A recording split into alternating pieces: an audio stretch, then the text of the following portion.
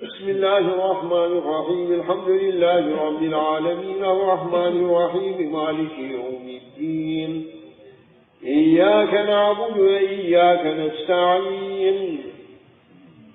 اهدنا الصراط المستقيم صراط الذين أنعمت عليهم غير المغضوب عليهم ولا الضالين.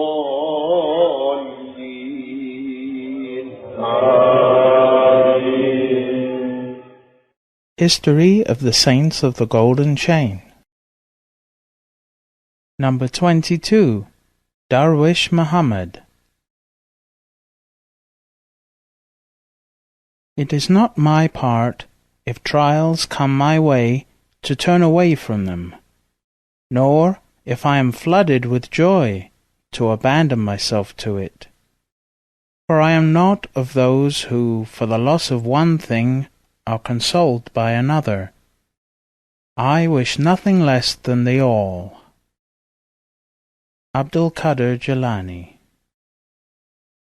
Darwish Muhammad as-Samarkandi was the arch-intercessor of the famous saints and the blessing of the scholars of Islam. He was the dawn and the light of both the East and the West. He was the master of the kingdom of guidance. He grew up in the house of his uncle, who taught him the best manners, educated him in spiritual and religious knowledge, and nursed him from the fount of morality and ethics. He quenched his thirst with the heavenly realities and unseen knowledge until his heart became a house of inspiration, as God said in the holy tradition, "Neither my heaven nor my earth could contain me, but the heart of my believing servant contains me."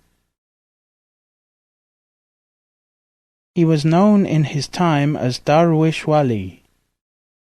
He grasped all kinds of understanding of the religion. He was able to undo the misguidance of many of the false teachers of his time. He revived languishing hearts. He mended broken hearts, until he became the blessing of his time and the human essence of guidance. He had many followers throughout the country. His house and his mosque were filled with visitors asking and seeking his guidance. Once, after a gathering, Shaykh Muhammad az-Zahid told him to go up a certain hill at some distance and wait for him there. The Shaykh told him he would be coming later. Darwish Muhammad obediently went as his Shaykh had instructed. His conduct was perfect. He went and waited for the Shaykh to come, without using his mind to ask, "How shall I go there? What shall I do when I get there?" and so forth. He moved immediately. Time for the afternoon prayer came and the Shaykh did not show up. Then the time for the evening prayer came and went. His ego told him, "Your Shaykh is not coming. You have to go back. Maybe the Shaykh forgot." His true self, however, told him, "O Darwish Muhammad, believe in your Shaykh. Believe that he is certainly coming, as he said. You have to wait." How was Darwish Muhammad's heart to believe his ego when his heart was being lifted into the presence of his Shaykh? He braced himself and waited. Night came, and it was very cold on the hill. He spent all night awake. His only source of warmth was his dhikr of La ilaha illallah. Dawn came, and the Shaykh had still not come. He was hungry and started looking for something to eat. He found some fruit trees, ate, and continued to wait for the Shaykh. The day went, and then the next day. He was again in confrontation with his ego, but he kept thinking, "If my Shaykh is a real Shaykh, he knows what he is doing." A week went, and then a month. The Shaykh did not come. The only distraction Darwish Muhammad had from waiting was Zikr Allah and his daily prayers, which were his only other activity.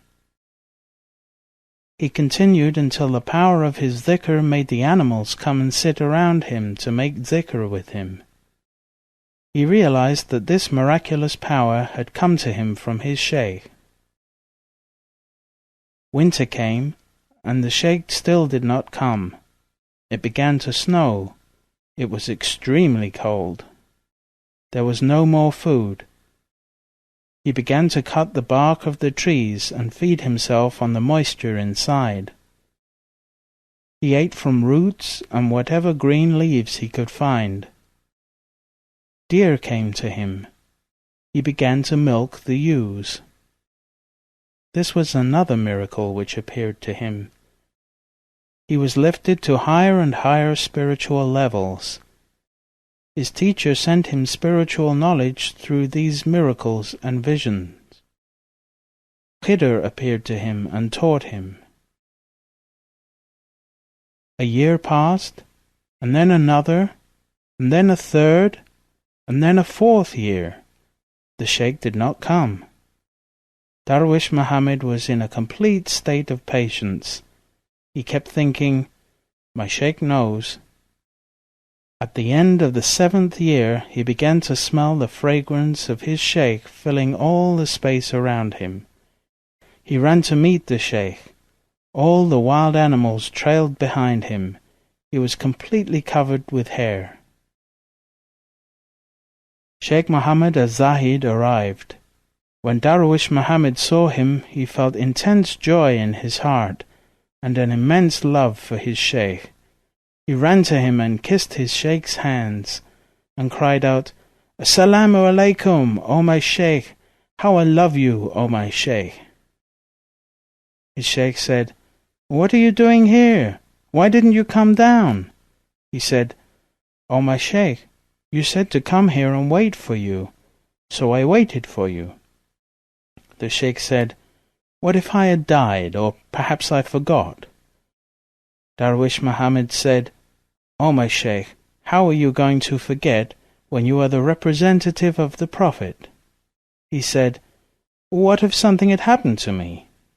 Darwish Muhammad said, "O my Shaykh, if I had not stayed here and waited for you and obeyed, you would never come to me by permission of the Prophet." Darwish Muhammad had detected in his heart that his Shaykh was coming by the order of the Prophet. The Shaykh laughed and said, "Come with me." At that moment he poured into him the secret and the power of this golden chain of the NAQSHBANDI order that he had in his heart.